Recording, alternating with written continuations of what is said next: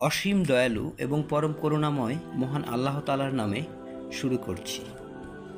বর্তমান সামাজিক যোগাযোগ মাধ্যমে সবচেয়ে বেশি আলোচিত বিষয় হচ্ছে ধর্মীয় বিষয়। যেহেতু বাংলাদেশ একটি মুসলিম দেশ, সেহেতু ইসলাম ধর্মকে নিয়েই এদেশের মানুষের আলোচনার বিষয়। কিন্তু ধর্ম সম্পর্কে এক একজন মানুষ এক এক ধরনের মানসিক প্রতিক্রিয়া বা দৃষ্টিভঙ্গি প্রকাশ করে থাকে।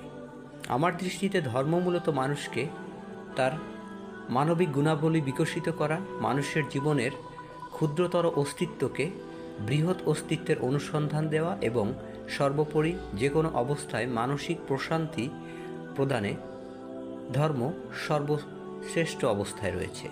পৃথিবীর সকল মানুষ কিন্তু এই মুহূর্তে ভালো নেই। অধিকাংশ মানুষ সংগ্রাম করে যাচ্ছে জীবনের বিভিন্ন ধরনের প্রতিকূল পরিস্থিতির সাথে। আর এক্ষেত্রে কজন মানুষ উদ্যোগী হয়ে এইসব মানুষকে সহযোগিতা করছে?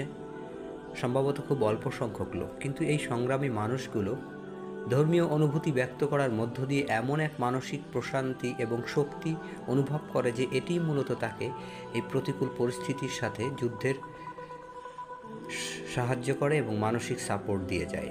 আপনার মন খারাপ, আপনি হতাশাগ্রস্ত, আপনি কারো কাছে সাহায্য পাচ্ছেন না, এই অবস্থায় আপনি বিভ্রান্ত হওয়াই তো স্বাভাবিক। কিন্তু এই অবস্থায় যদি আপনি পবিত্র আল কোরআন অধ্যয়ন করেন, আপনি মানসিক প্রশান্তি পেয়ে যাবেন। কিন্তু কেন? কারণ আমাদের অধিকাংশ মানসিক অস্বস্তির কারণ মূলত আমাদের জীবন সম্পর্কে, জীবনের উদ্দেশ্য সম্পর্কে প্রকৃত ধারণা না থাকা। আর মানুষের জীবনের প্রকৃত উদ্দেশ্য কখনো মানুষের পক্ষে বলা সম্ভব নয়। কারণ যে বলবে সে কি তার নিজের জীবনের উদ্দেশ্য সম্পর্কে পরিপূর্ণ নিশ্চিত? অর্থাৎ ধর্ম মানুষকে মানুষের জীবনের উদ্দেশ্য বা পথকে চিনিয়ে থাকে। সোশ্যাল মিডিয়ায় আপনি যখন প্রবেশ করবেন, আপনি দেখবেন ধর্ম নিয়ে বিভিন্ন গ্রুপ সক্রিয়।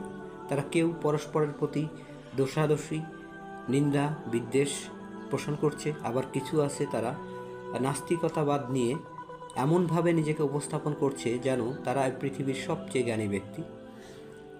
এবং গভীরভাবে লক্ষ্য করলে দেখবেন এই দুটি গ্রুপের কেউই পবিত্র আল কোরআন নিয়ে তাদের আলোচনা করছে না। তারা মূলত হাদিস, ইসলামের ইতিহাস, বিভিন্ন মাযহাবের কার্যকলাপ এগুলো নিয়েই আলোচনা করছে। এবং এর সবই মানুষের সৃষ্টি। আর মানুষের সৃষ্টি কোনো কিছুকেই আপনি ত্রুটিমুক্ত বলতে পারবেন না। ত্রুটিপূর্ণ কেবলমাত্র মানুষের সৃষ্টি বিষয়বস্তু। কিন্তু মহান আল্লাহ তাআলা যে পবিত্র আল কোরআন নাজিল করেছেন তা সম্পূর্ণ ত্রুটিহীন এবং তাই একমাত্র সঠিক পথের দিশা দিতে পারে মানুষকে।